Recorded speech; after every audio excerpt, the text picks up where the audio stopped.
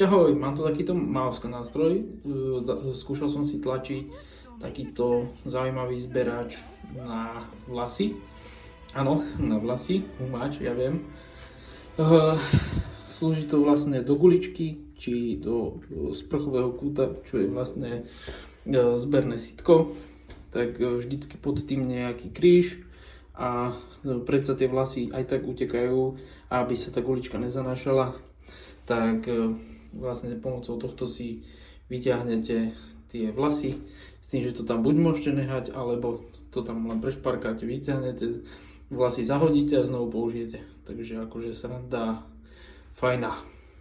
A toto, keď si myslíte, že to je špína, to je od Klebru, keď nám to tu robili, to zašpinili a nejde to dole ani bohovi.